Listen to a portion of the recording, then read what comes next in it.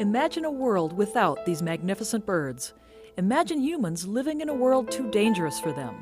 What can we learn from these magnificent birds? What must we learn? For millions of years, eagles, hawks, falcons, owls, and other raptors have flown over our skies. But their world, our world, is changing at an increasingly rapid rate. As their interface with human activities expands, so do their injuries and illnesses. The tremendous loss of habitat makes them more vulnerable, and an ever-increasing number of chemicals in our environment threatens their health. As top of the food chain predators, raptors, like humans, are highly sensitive to these changes. And at a time when we need to increase awareness and more proactive behaviors, when we need stronger science to guide our decisions, we are instead becoming less engaged and spending less time in the natural world. Since 1974, the Raptor Center at the University of Minnesota has focused on this critical connection between raptors, humans, and the environment. It has worked to restore endangered species such as the California condor, bald eagle, and peregrine falcon. It has studied the hazards to raptor health, including toxins such as pesticides and lead. And it has looked to identify new threats such as West Nile virus and avian influenza.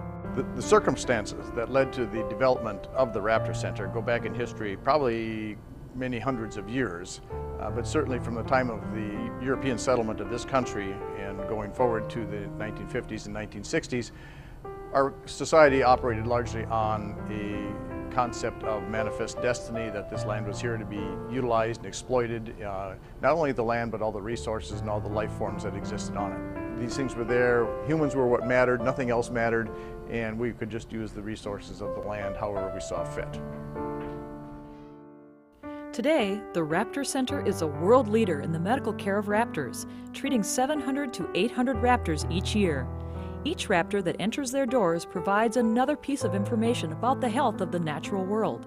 Some of these clues have the potential to crack many of the mysteries that exist today.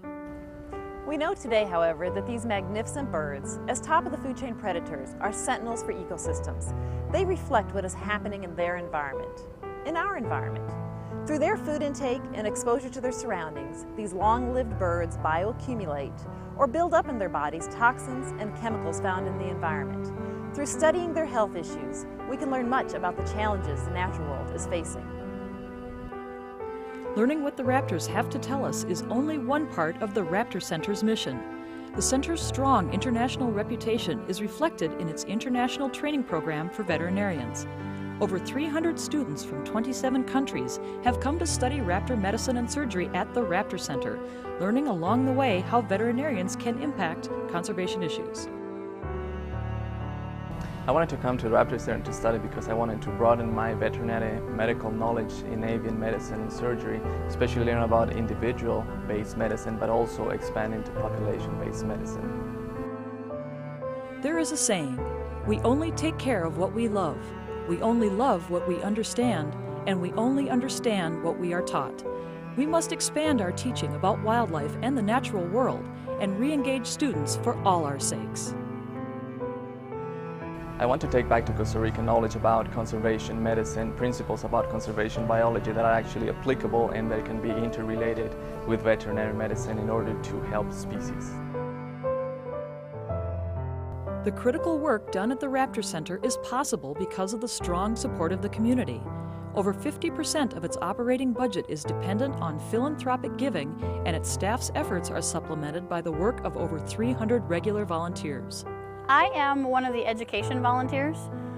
Working with these birds has been something that I'm very passionate about, and about 6 years ago I decided that I really wanted to commit some of my time to the Raptor Center and to really protect these birds. It's really, really very important to keep these birds here and around. I think a lot of people, with everything being so urban, don't get a really good chance to see these birds, and I think that it is part of everybody's responsibility, including myself, to make sure that that message gets across. Also, of course, financial donations are very important because we operate primarily with private donations. That's how my wife and I got involved, was through making financial donations. Now we do more volunteer work and other things to help the Raptor Center preserve our ecology. From the very beginning, the Raptor Center has been able to exist and ultimately flourish because of the community support that we've engendered and enjoy.